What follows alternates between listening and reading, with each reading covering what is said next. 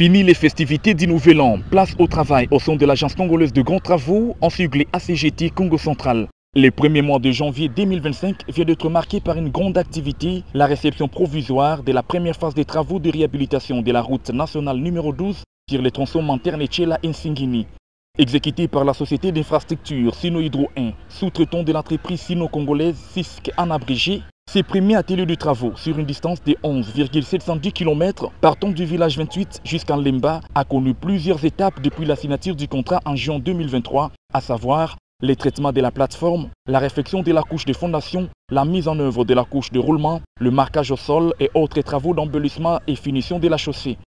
Un véritable succès pour cette première partie de l'ouvrage totalement vêtue d'une nouvelle robe, ce qui a fait l'objet de la descente sur terrain le lundi 13 janvier d'une forte délégation mixte composée des experts de l'Agence congolaise de grands travaux sous la conduite du directeur provincial Anselme Mabiala, le représentant du ministère national des ITP, les experts de l'office de route, le représentant du ministère provincial des ITP Congo Central, les responsables de la société SISC, ainsi que le représentant de l'agence de pilotage, de coordination et suivi des conventions de collaboration APCSC en sigle, où il était question d'analyser et d'évaluer les résultats obtenus par rapport aux attentes des prévisions contractuelles. La délégation a parcouru le long du tronçon réhabilité pour palper du doigt l'ensemble des travaux, tout en mentionnant les remarques et observations. Après l'harmonisation des données recueillies le premier jour, toutes les parties prenantes se sont réunies les jours suivants, soit le mardi 14 janvier, à la salle des réunions de l'hôtel La Candide dans la ville portière de Boma pour la signature du procès verbal, d'où l'événement officiel de la réception provisoire de cet ouvrage.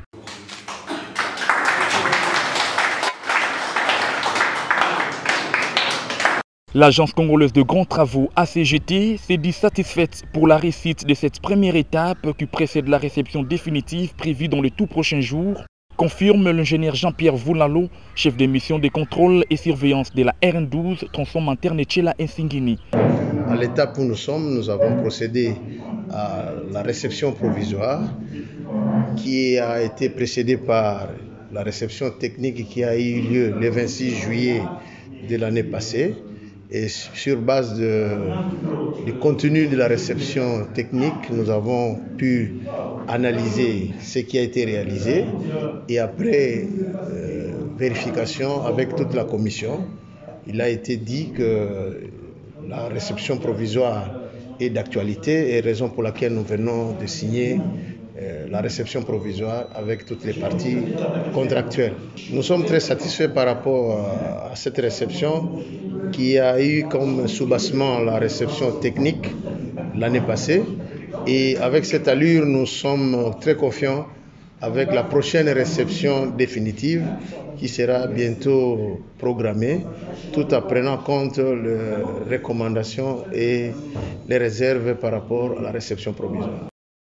Par ailleurs, il faut noter que pendant la réalisation de cet ouvrage, quelques difficultés logistiques ont été rencontrées. Cependant, la CGT a fait preuve d'expertise pour mener à bon port ces travaux du lot 1 de ces projets. Des recommandations notamment d'ordre technique ont été faites pour améliorer la qualité des travaux de la deuxième et troisième phase. À la première phase, la grande difficulté c'était d'abord l'approvisionnement en matériaux ainsi que le matériel. Mais pour l'instant, avec la deuxième phase, tout a été pris en compte par rapport aux recommandations de la mission de contrôle. Et nous avons un charroi vraiment pimpant neuf ainsi que le matériau en grande quantité sur terrain. La prochaine étape, c'est la phase 2 qui a déjà commencé. Nous sommes à pied d'œuvre et nous aurons aussi à respecter les mêmes clauses du contrat par rapport à la phase 1. Les recommandations sont d'ordre technique par rapport à la forme de la chaussée,